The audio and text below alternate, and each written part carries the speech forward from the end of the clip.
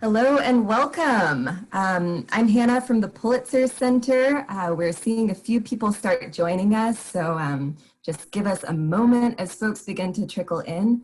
We have amazing guests with us today, and we're really excited for you to join us.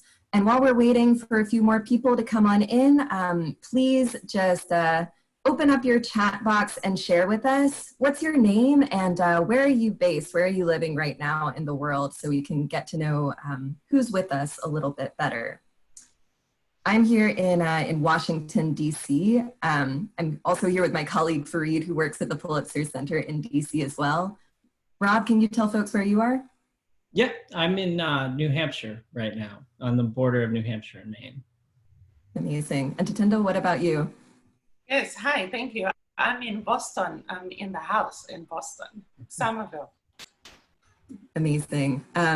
We've got somebody coming in from Charlottesville in Virginia, someone from Chicago, someone from North Carolina, very cool.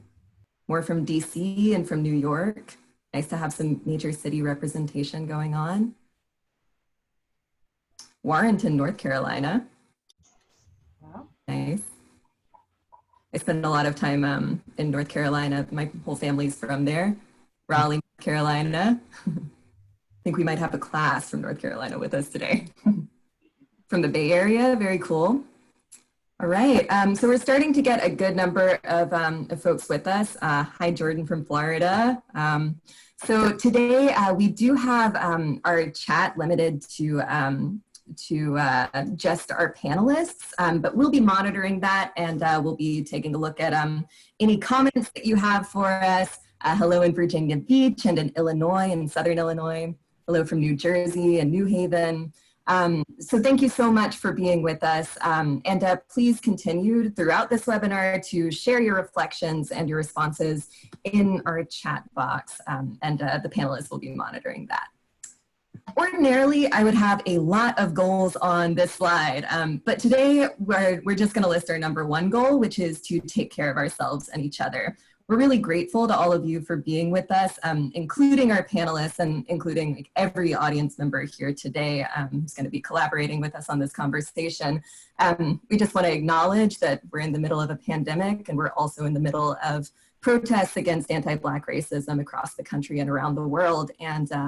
And we appreciate that you're taking time out of your days to hear from people about their personal experiences and their experiences documenting stories of injustice and how we can respond to these stories on an ongoing basis. So thank you for being with us, but also feel free to do whatever you need to do to take care of and support yourself. So take breaks, stretch, and continue to respond and reflect and contribute to the conversation in the chat as well.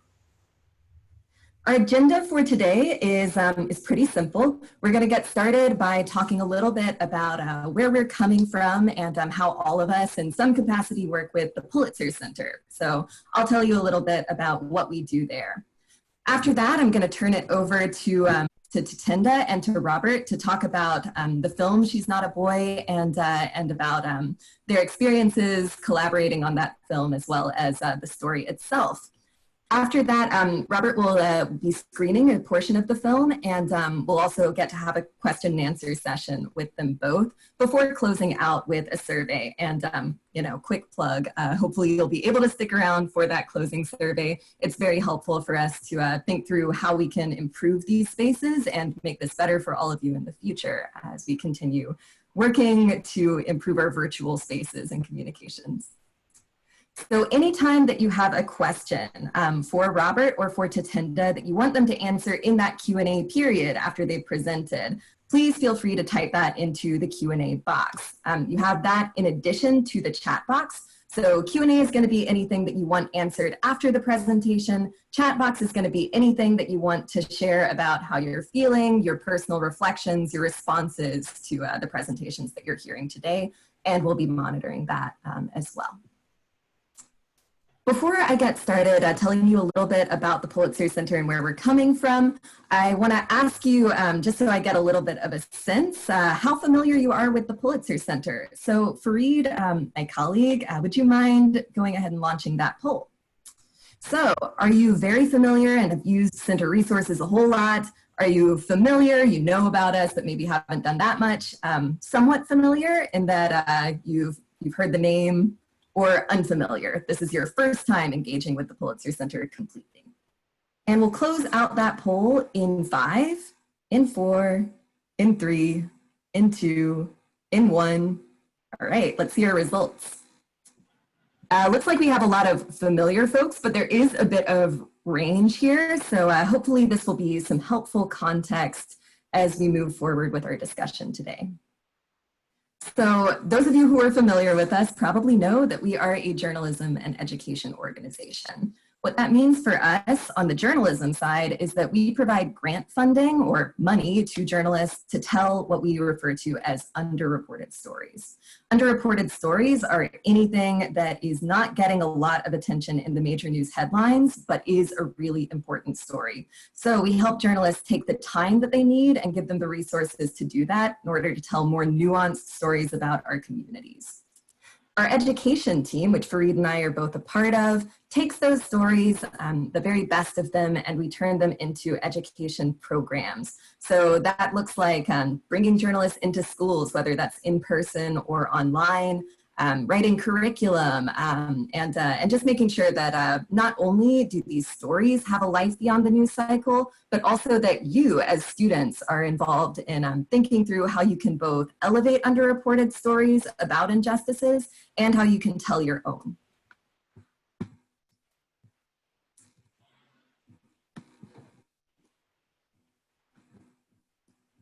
So I am really excited to get started by turning this over to Rob and to Tatenda.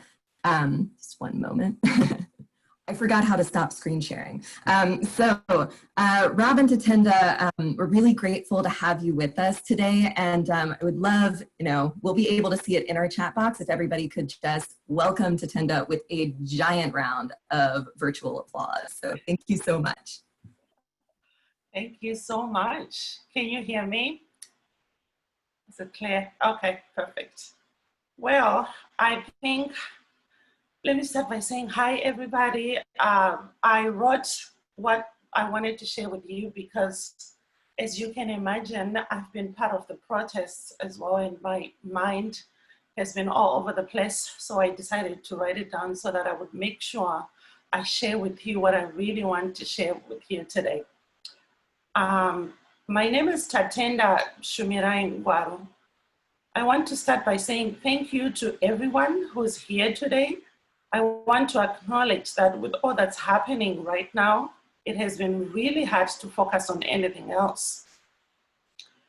So I'm going to start by telling you guys how I met Robert, who's on the call with me today, which led to Pulitzer Center being a part of our journey, which I'm sure Robert will tell you later more on that.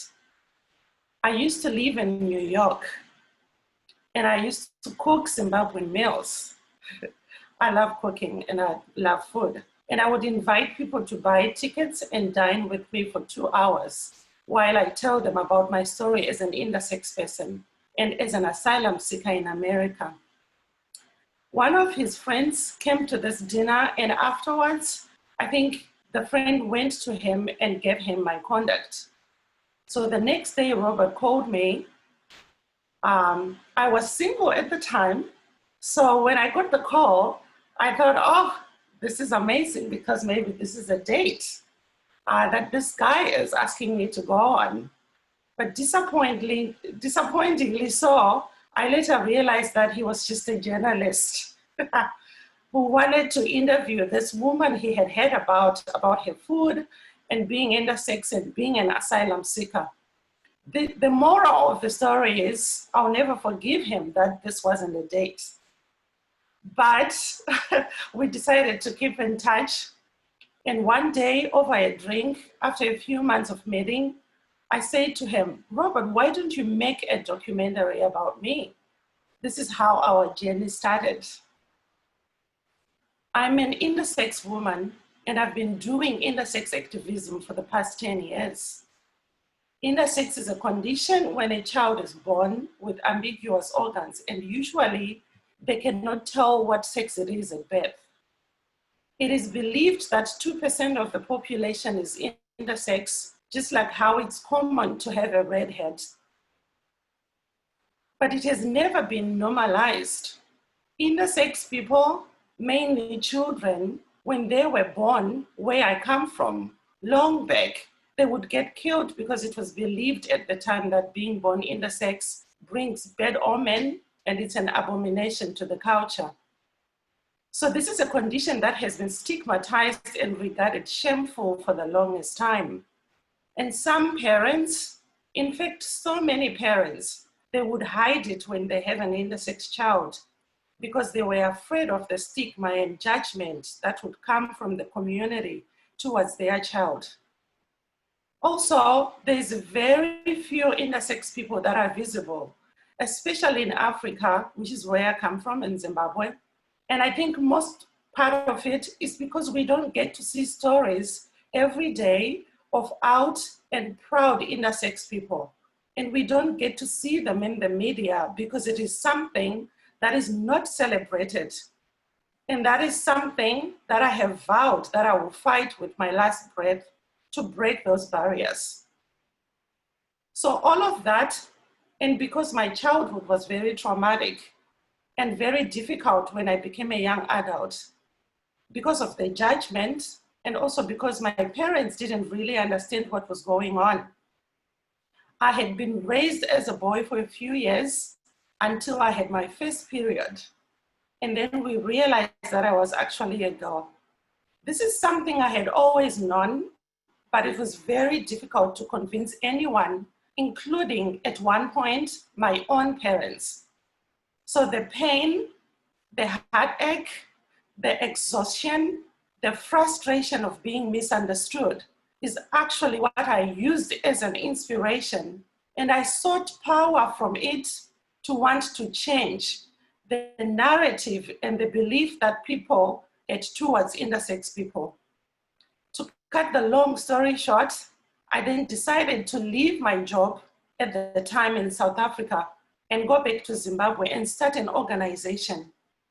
I named it True Identity because I had been wrongly identified for some years, and I wanted to identify myself and perhaps inspire others to do the same. I did that for a few years with so many challenges and threats, which led me to wanting to leave my country. This next part that I'm going to share with you is probably the hardest thing that I have to do today because it includes abuse, trauma, rejection, and violence towards me that I received, all because I'm intersex and I had chosen to speak up. And it is exceptionally hard today because just yesterday, I was at a protest for Black Lives Matter. I left my country because I had suffered enough. I have been physically attacked, almost getting raped by men who claimed at the time they wanted to find out if I was really a woman and what it feels like to have sex with an intersex person.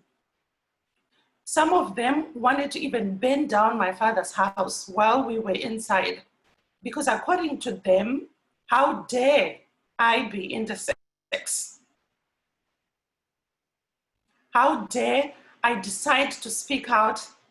And they blamed me for wanting to colonize the youth's minds with Western culture. Yes, they considered at the time that intersex was Western. So like anyone who's exhausted, who's in fear for her life, I decided to leave because at the time, I thought America has to be the country to go to because President Obama was president at the time. And I thought this is a country that's going in the right direction. A country that considered each and every person's human rights.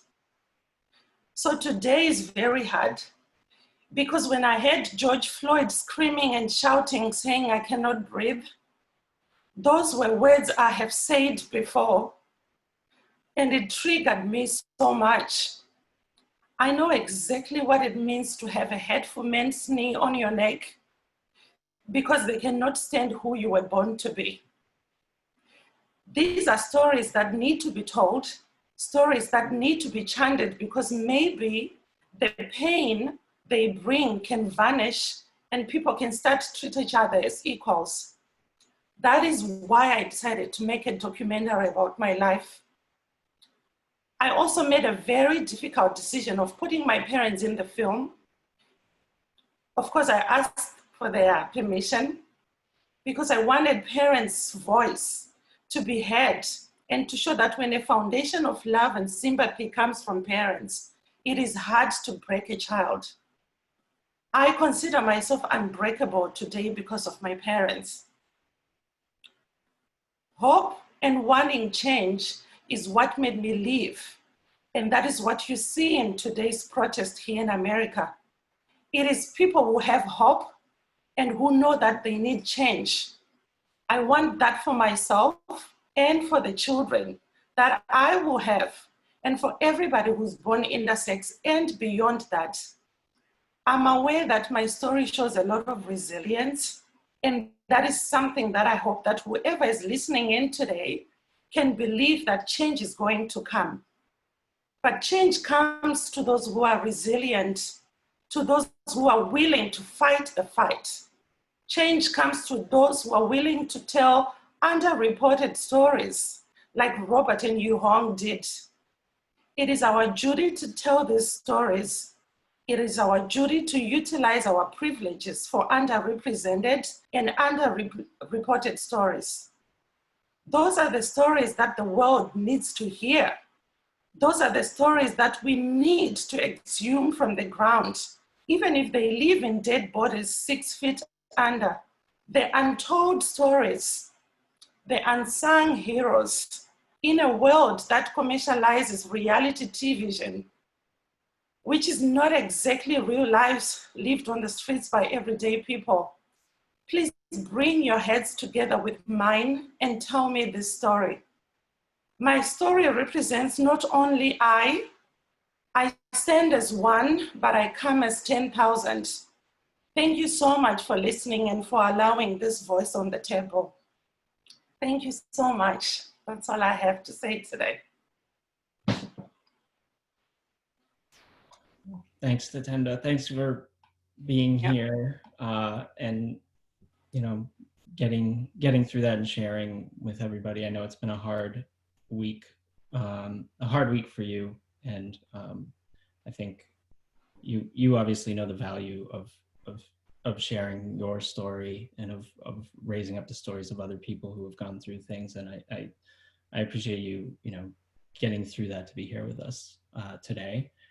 And I think obviously Tatenda is the star of this show and the reason that we're here. I'm just going to talk a little bit about the process of making a film and some of the things that we were trying to work through when we put it together, and then show you a little bit of it. But just a quick intro to me. My name's Rob.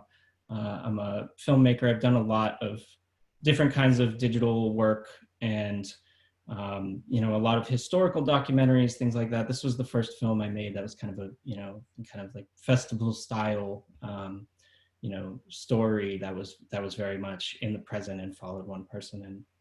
And I think learned a lot along the way by doing that. And Tatenda was very gracious in putting up with all of the struggles that we had along the way. But I'm gonna just share my screen real quick here and show you some images from the trip and to kind of talk through what our process was. So.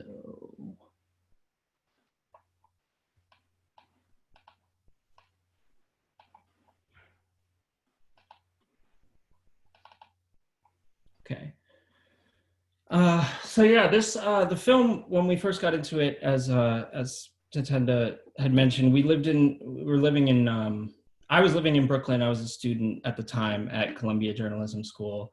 Tatenda was also living in New York, and we had met through a classmate. And I was working with my friend Yuhong here to make a film. And I think that both of us working together just when we first when we met Tatenda and we sort of were going, looking at what her story was, I think it's pretty obvious why we would want to make a film about her life. But, just the personal connection that we had to it was, me, I think, being gay and being in New York and it being Pride Month coming up and thinking about where I fit in that community and looking at Tatenda's life and thinking about where she would fit in that community and hoping that she would find a place and be welcomed within it, but that wasn't the case. It felt like something that, I should dig further into. And I think for Yuhong, she's also an immigrant who was living far away from her parents who were in China. And we saw, seeing Tatenda speak and hearing her story, just wanted to go further into it. And so this is, Tatenda speaking at a Pride event. And, we had been shooting around New York with her and sort of set up and heard her tell her story, this was kind of like our, main interview that guides the film. And just thinking about it and thinking like, there's so many ways that this can go. It's a story about an intersex person, yes, an asylum seeker, somebody who has so many things you could dig into from a policy perspective, but ultimately the common thread that we saw in it was just this idea of community and of belonging. And it was much more of a story about finding family or, being welcomed within a family. And so we really felt like this story wasn't going to work if we couldn't go to Zimbabwe. And we were, I just have a little map here for anybody who's not familiar with where Zimbabwe is. But at the time, things in Zimbabwe were, a little bit hectic. There was, they were having their first election in, I believe 37 years, and there had just been an assassination attempt on the current president, and Zimbabwe is not really super well known for being very welcoming to journalists in the first place. And we were told by a lot of teachers, et cetera, that maybe it wasn't the best idea for us to be going there, and that if we did go there, we shouldn't be going as journalists. And so we went on tourist visas, and we had a story about how we were on school break and wanted to go to a safari. And we just kind of went with about a week and a half worth of preparation. And we arrived there at night, and I remember it's like took us about 20 hours to get there, and we arrived and the power was out in Gutu at the time, and it was dark. And then in the next morning, we were sort of out shooting. We were really told that we would not be able to shoot anything outside, and that we should basically stay in the house and only interview Tatenda's parents and come home. And we really thought that would be worth it if that was all that we did, because we wanted to hear their side of this story so much. But once we sort of got there, we realized that much like Tatenda's parents are leaders in their community. They're extremely well-respected people that a lot of people there rely on, and that they told everybody in town that it was okay and that we were going to be around. And we sort of ended up being able to go to a lot of different places. And this is Tatenda's mother and grandmother who sort of walked us through, showing pictures of Tatenda when she was young. And Tatenda's mother, who's a teacher. This is a school right next to her house. And Tatenda's father, who this was a trip that he was doing, distributing Bibles to schools. And just some other photos from around the trip. And then I remember towards the end, this was on the last day we were there, and Tatenda's mother telling us that, we want you to come to church with us, and we think it's going to be the proudest day that we've ever had, because Tatenda was, sort of forced out of this community, and people coming back here is showing everybody how much, how she's succeeded, how she's loved, how she's important.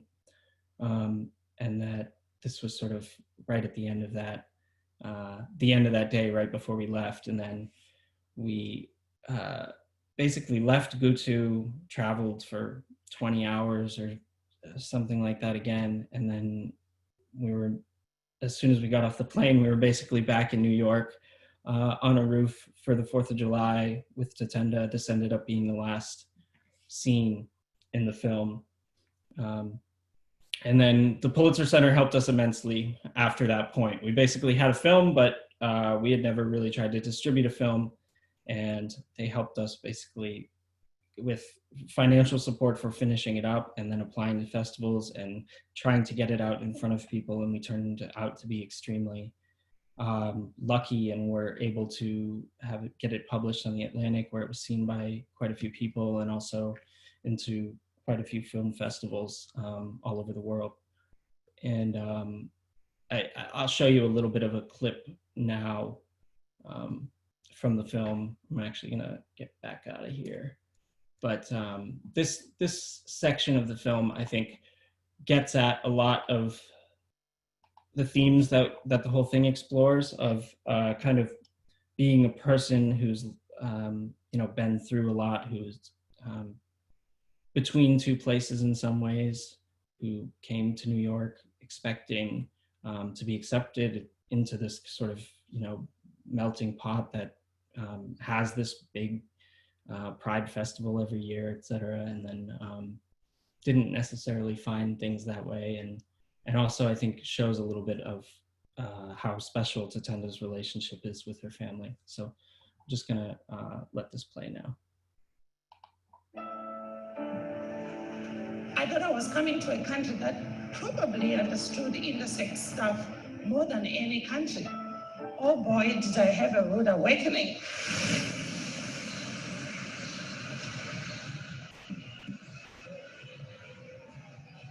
I only know what LGBTQ is. I don't know the I. I don't know. I don't know. I do know that it means intersex, but I've never researched too much about it.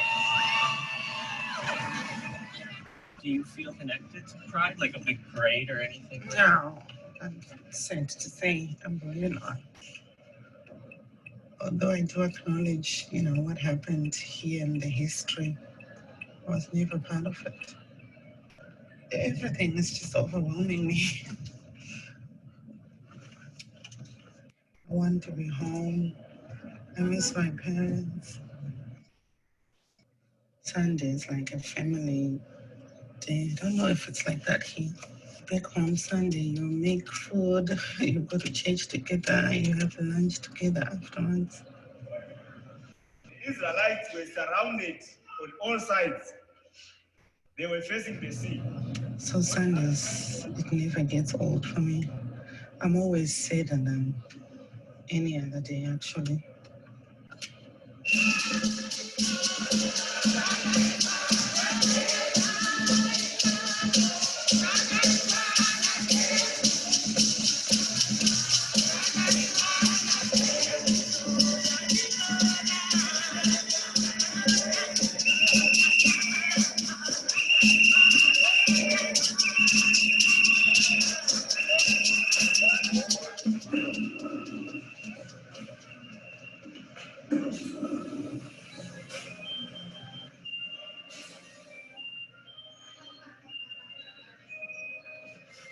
Do I feel marginalized? Yes. Am I angry about it? Yeah. But I am working on it to try and be more stable and be more stronger.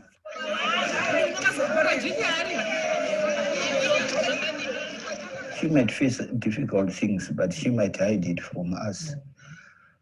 I think she is conscious of our weaknesses, that she might not want to harm us any further.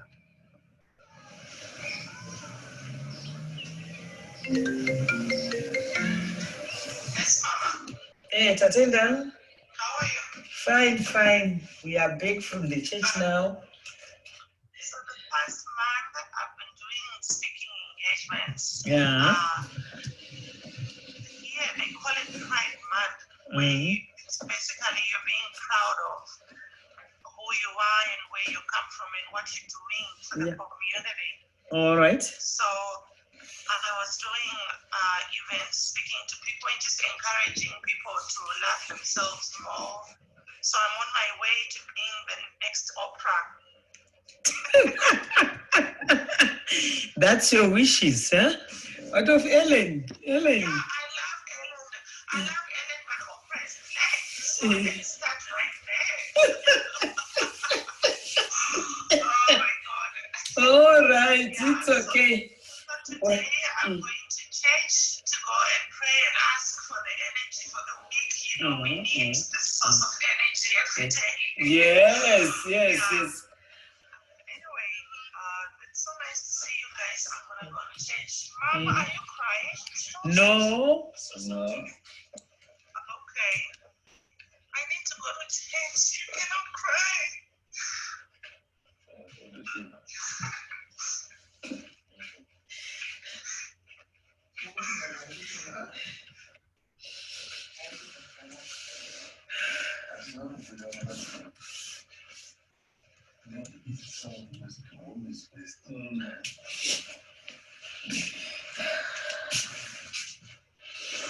It's okay now.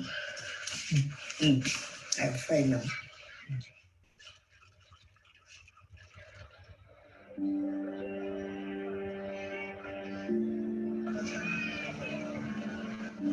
This issue of intersex is complicated. She suffered quite a long time. As a mother, it's hard to accept it. I feel for her. I know she's so brave. But sometimes she's overwhelmed. When she talks about being intersex, I think it releases emotions. Let her talk. Let her tell the people about what she is.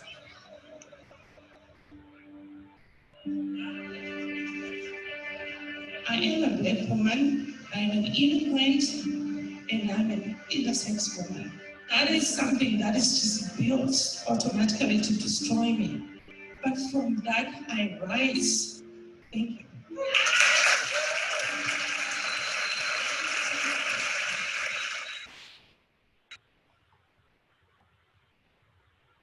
Okay, so I think we're gonna come back and take some questions if you have them now. I think we've probably taken up a little bit of a chunk of time here, so I would love to just hop right to your questions if you have them. Thank you, Rob and Tatenda. That was no worries about taking up chunks of time. That was the perfect amount of time. That was beautiful. And it is hard to focus on anything and to think about anything right now. And this is one of the few spaces in which I would be honored and humbled and appreciative to be at the moment. So thank you for sharing your time with us. A reminder to everybody to go ahead and share your questions in the Q&A box. Questions for Rob about making this film, questions for Tatenda about making the film, or for both of them together. And please feel free to share anything you'd like in there. I have a question to kick us off, if that's all right. And, you know, in our education work at the Pulitzer Center, and when we talk about our mission, we talk a lot about what we call parachute journalism, right? Which is this concept of journalists who aren't super familiar with the community that they're going to report on, kind of dropping as if with a parachute into that community, staying a couple hours or a couple days and publishing a story about it, which can be useful in some cases. Breaking news stories are important to keep us informed about things, but aren't nuanced stories about our communities either. So it sounds like you, Tatenda and Rob, worked really collaboratively on this story together. And I love, Tatenda, that you said it was your idea to make this film. You asked Rob to do that. So can you talk a little bit more about what the process of working together to make this movie was like? Yeah. Huh? Me or you? I can go. Sure. I mean, you can go after me because it's always about me, right? It's my show. No, I'm just kidding. It was very challenging because I think I asked Rob that I wanted to do this, but I didn't know what it would. I didn't know what it would mean to make a documentary and be truthful and to go into those deeper pits that sometimes I think I would have wanted to forget. And him as a journalist, I mean, he's an incredible journalist in Yuhong. They would ask of me to go there because they knew I had more to share and more to tell. And so it always created a lot of friction between us because I would be mad. And I'm like, leave me alone. Why are you asking me that? And they were like, well, we're trying to make a good documentary. So the relationship was very, very strained during making the film, and maybe even perhaps afterwards, because I think it was just very hard to contemplate everything that was going on. So it was very challenging, but also I feel like we both had to make a decision to open up and just be willing to know each other, because I needed to trust him with the story that I was giving him, and I needed to trust that he has the best intentions. So it was very uncomfortable, but it had to be done. It was very challenging, I would say. Yeah, I mean, I think we both had times that were really hard throughout the process. I mean, I balancing, the fact that I, care about Tatenda a lot and want to be a friend and somebody who's supportive. I wouldn't have been making the film if I didn't think that it was a story that was, a story worth a lot of people hearing. And if I didn't think she was a person who needed love and support, and then at the same time, you're balancing that with the obligation that you have in some ways to make sure that you're finding out what you can, and that you're, pushing people to be open where they can. And then, just trying to be able to film moments that aren't, things like just Tatenda on stage and getting into those real moments. It's really hard. And I think especially going to Zimbabwe when Tatenda could not go to Zimbabwe was an extremely difficult thing for her. And I mean, obviously for me, I had never met Tatenda's parents. I just showed up, and I'm asking all these very personal questions that I'm sure they don't get asked in their community normally. I think to your question about sort of parachuting in, and to Tatenda's point, I would just say, like, especially because I was in journalism school, a lot of people will push you, professors, etc., to say, you need to do this, and if you don't do this, it's not going to work, and you have to be able to go in their home, you have to be able to do this, and at a certain point, or you shouldn't go to Zimbabwe, it's not safe. At a certain point, it's like, you're the person who's the closest to what the story is, and also the usual human kind of rules of interaction still apply. Like, you don't lose those things, and you try to do your best to balance them. And as far as going into Zimbabwe, I think for us, if we were trying to make a story about all of Zimbabwean culture or something like that, it would have been a lot harder. And when you watch the film, there's a couple little text on screens with information, but for the most part, it's like a story about a family, and we just tried to be true to the story that they told us and the story that we saw while we were there, and not say that we knew everything about what life was like for them but just, showing what they told us and trying to be sensitive to it. The hardest moment by far you saw in that clip, which was Tatenda's mother crying after they had spoken on the phone, because she went in that room and she had actually initially had the door closed, and that was like a huge decision point of like, do we resolve this or do the cameras go off? And Tatenda's father actually said, you're here, you're free, you're here to tell this story, like, just knock a little bit and see if she's there. and is okay with it. And I kind of like nudged my head in, and she gave me a nod, and then that's where you see the end of that kind of resolution of that scene. So yeah, it was hard, and it's a hard thing to balance. And I don't know that we did everything right all the time, but we tried. Thank you both. Rob, you told us a lot about why you decided to work with Tatenda to tell this particular story, but would you mind giving us a little bit more background about why you decided to go into journalism in the first place, and whether you see any particular themes arising in the kinds of stories that you tend to focus on? Yeah, I don't know. You know, I studied journalism as an undergrad, and I kind of I guess I had decided I wanted to do that when I was in high school. I like working with cameras, I like production, I like all of that stuff, but more than that, I think I like being able to meet people who are, you know, have different experiences than me. I like, you know, I've done a lot of, you know, the film I was working on prior to this was about, you know, heroin users in the Bronx, and just like going into communities that I wouldn't necessarily be connected with, and trying to find those like those threads that are sort of universal throughout them, in the way that you know, people like relate to one another, and I just get to have a lot of conversations, I guess, with people who have experiences that are not like mine, and those opportunities don't come up in your day-to-day life as often as they should, I guess. And then I think there's a theme of, a lot of the stuff I've done, I think has sort of a theme of,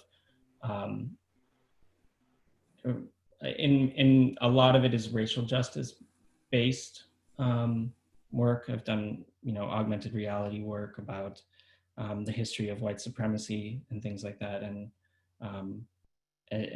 just generally about people kind of who are ostracized in some way in their kind of fight to find their place within a society that isn't necessarily welcoming them as they should. Thank you for that.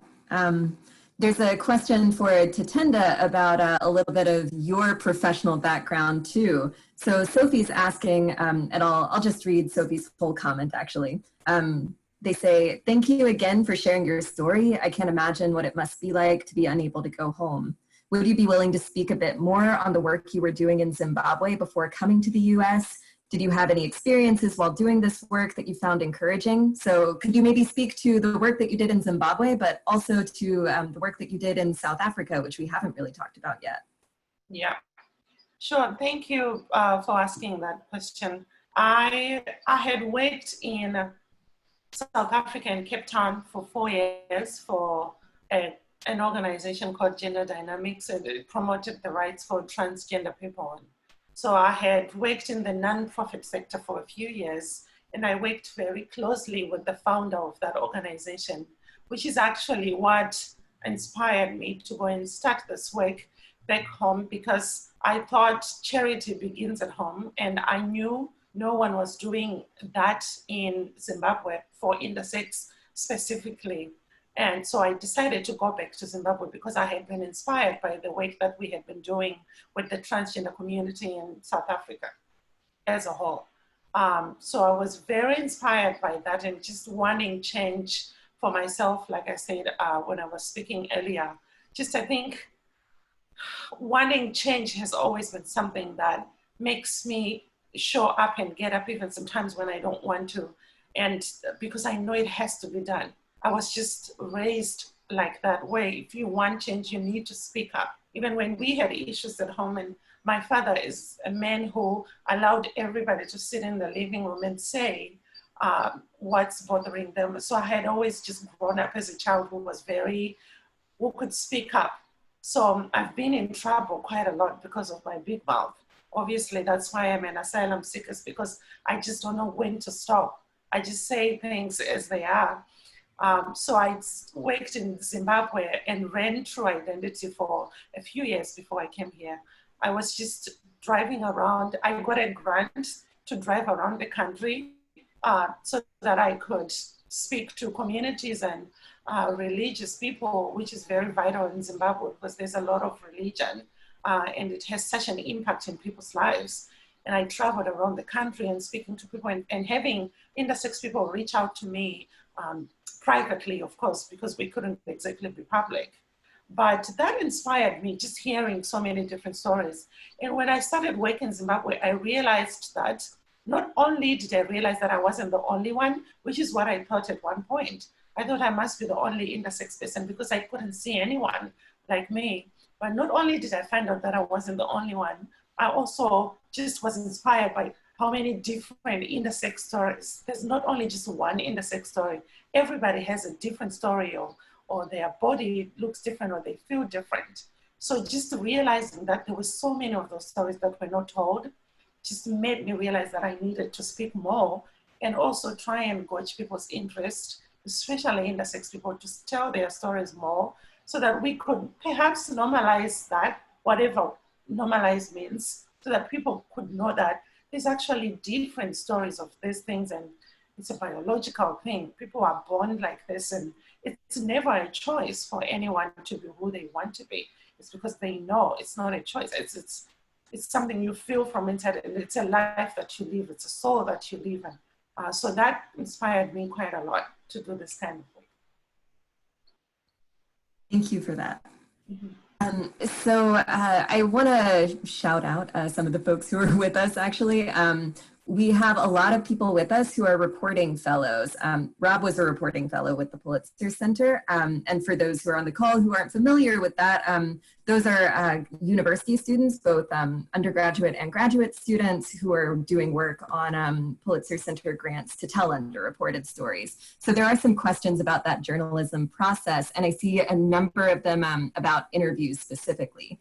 So one from Mira says, when interviewing people about challenging stories that require vulnerability for them to share, how do you strike a balance between being respectful and sensitive while also asking the difficult questions that are needed to create a nuanced and authentic story? And I'll combine that with another question coming from Kunsang.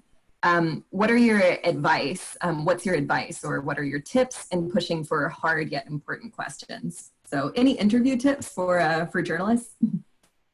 I think there's kind of two different like buckets, I guess, in the way that I would think about it, because I've done a lot of work where you are only going to meet that person for that one interview, and you have a conversation, and that's kind of the end, because that's going to fit within, you know, a broader, like I've done a lot of history work where even if I'm talking to somebody about something very sensitive,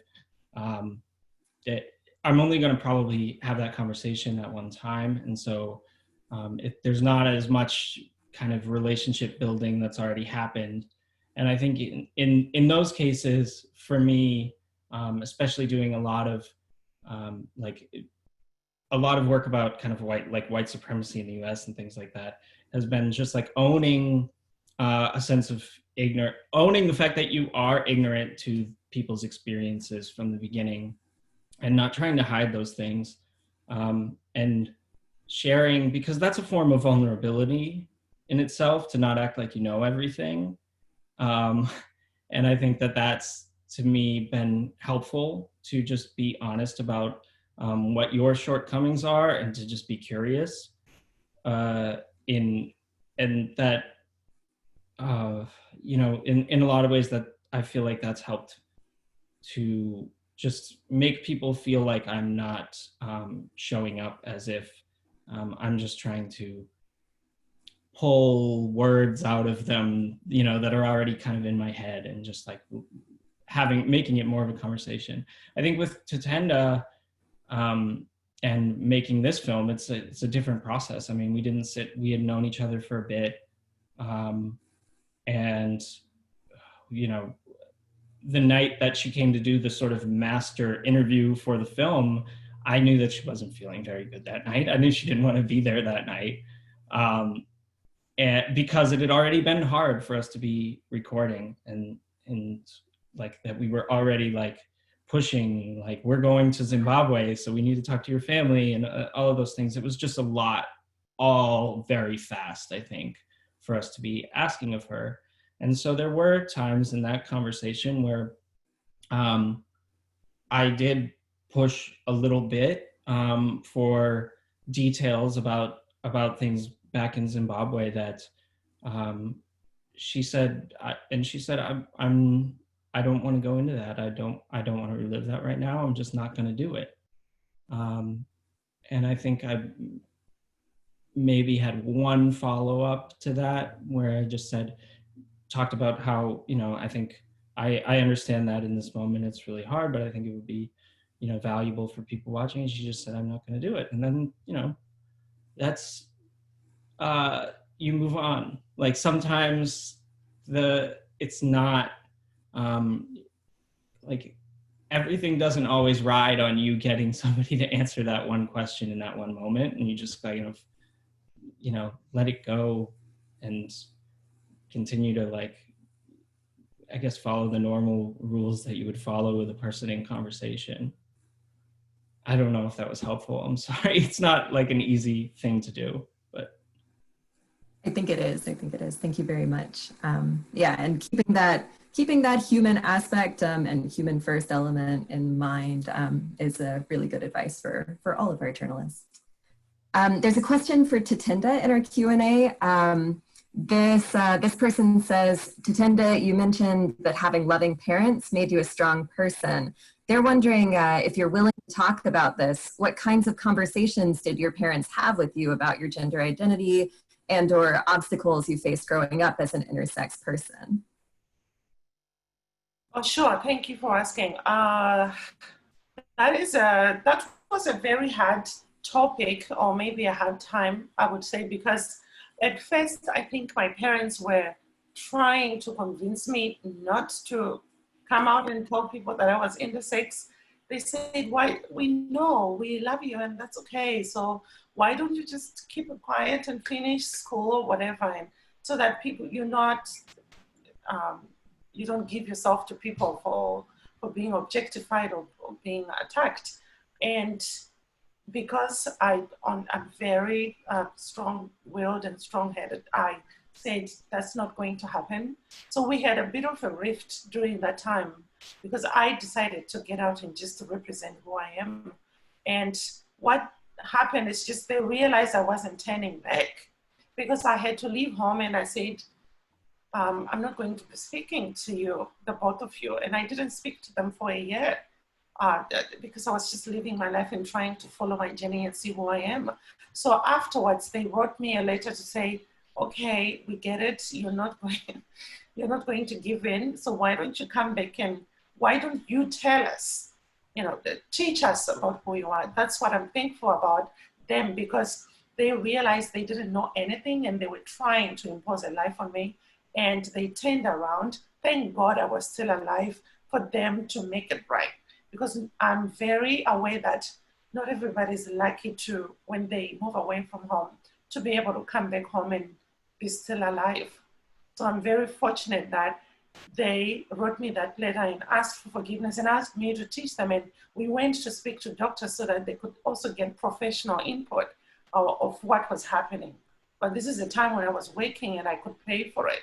And not everybody's able to do that.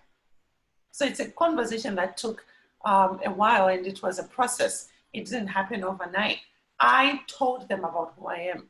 I think the best gift that they gave me was to keep an open mind and realize that they knew nothing about what was going on with me, and they allowed me to teach them. And they lived through me about being intersex, and they trusted that I could make the right decisions. Thank you so much.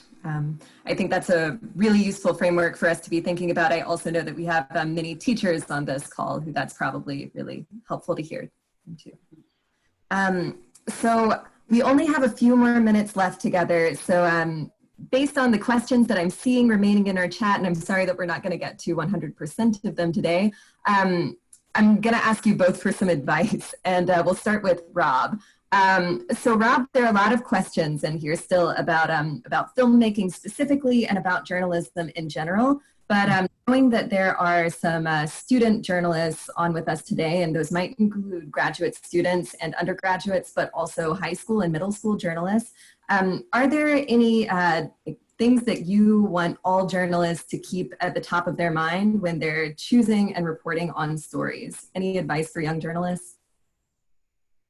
I think in choosing stories, like, I think trying to make sure that you have some kind of feeling that the stakes of that story really matter to you. And I think that there are situations where people make stories where that doesn't necessarily come through. It's not to say like you have to have personally experienced what somebody has gone through, but like having some kind of connection to it that makes you say like, I need to get this right because it matters. That, you know, you shouldn't not try to make stories about issues that you don't have a personal like care or investment in. You know, as far as just like general advice is something that I had to really learn is like, when people see, especially when you're in the process, it's going to feel like it's never good and that it's not working like all the time. Like, like there's going to be some point in the middle where you feel like you have nothing and that it's not going to come together at all. And that like working through that is just going to make it stronger in the end. Like that's just part of what the process is. Cause I think it's like, there's that feeling, there can be a feeling sometimes that like, you're just not doing a good job. It's not good and it's not fun, and it ends up affecting the quality of what you're doing. And just like trying to remember that you're doing this because you love doing it, and that like the hard part of it is going to be worth it. Thank you, Rob. We'll acknowledge that it's not possible to give all the advice that you would want to give on telling stories in like a sound bite like that, but I appreciate some useful tips for starting out. Tatenda, turning to you, one person asks, what can we do to support intersex people in our schools and also in our communities? Thank you. That's a very good question. I think people, those that are here today on this talk, they should know I have social media, I have Facebook and Instagram that I post so many stories of myself, and I think sharing among each other and using our social media and using our privileges that we have and raising these conversations every time we get an opportunity, just to utilize those opportunities and share it as much as you can. I made the film as a love story to the world because I wanted people to hear the story, but I also was very aware that it's not a story that just represents me. And for it to represent so many people, it has to start making conversations in people's living rooms and people's classrooms and people's meetings and things like that. And you can help me do that by just sharing and following and speaking to me, shooting questions. I'm very open when people have questions. And also I know some few intersex people that I can refer to if there are questions that I cannot personally answer. So we should just interact and be kind to each other and share it as much as we can. We definitely want these conversations to continue so that hopefully maybe we can have some change. And I think I saw you, Hannah, I think you shared my Instagram. It's my full name, Tatenda Ngwaru. So if you can just correct that so that people have the actual Instagram. Thank you. And I'm more active on Facebook, so it would be Tatenda Ngwaru on Facebook. Let's get talking. I'm very open, and I would love to hear from everybody. Amazing. And I would also welcome you, both Rob and Tatenda, to share in the chat box. Tatenda, I'm issuing a correction. On your Instagram, But if you'd like to share information about your Facebook there, or Rob, if you have any social media you'd like to point people to, please go ahead and do that. I'm also going to share in the chat box quickly Yuhong Pang's Instagram page. Robert, maybe you would know if Yuhong has any other social media that she would prefer to have shared as well. We're sorry that Yuhong isn't with us today, and she's also available to for those of you who are teachers and students to virtually visit classrooms, as is Rob, and potentially Tatenda as well. Yuhong, thank you very much, even though you're not with us, for her work on this film and all that she did as well. Thanks for sharing that, Rob. Yeah. Yeah, so we're just very grateful to you both, Tatenda and Rob, for being here with us, for sharing your stories and your time. And we're going to close out in just a moment, but I just want to leave it open for you if there's anything else that you want to share with folks before we leave today. Just again, I think once more, thank you. I can never say that enough. And may we please do what we can to go and support Black lives. That's something that we really have to bring our heads together. It's a very uncomfortable topic, but it has to be done. It has to be uncomfortable until it's comfortable, and that can only be done if we show up. And just as well, I would ask you to show up for intersex people and share the stories with people. Reach out to me if you want me to talk somewhere else. I'm always very willing to speak. If it's presentations, I'm very willing to share that as well. Please feel free to reach out to me, and thank you for taking time. We will never take that for granted. Thank you, Tatenda. It is Pride Month. That's part of the reason why we scheduled this, this webinar at this particular moment. So let's carry forward Tatenda's call to action to highlight and support marginalized voices within the LGBTQIA+ community and beyond it. So thank you so much for being here, and let's carry forward this energy into action in our lives afterward. We have a survey coming up for you. It should only take you about 2 or 3 minutes to mostly just check some boxes and write a couple comments in if you're willing to fill that out and help us think through what's working about our webinar platforms, maybe what isn't, and what we can do better in the future. Please feel free to reach out to us as well. I'll also share in the chat box, in addition to the social media handles that you now have, our education email, which is education@pulitzercenter.org. You can get in touch with me and Fareed, as well as my colleagues there, and talk about how to bring Rob, Tatenda, Yuhong into your classrooms, and this film into your classrooms, as well as other justice issues and underreported stories. So thank you again for being with us, and we're going to close out now. Bye, everybody. Take care. Thank you.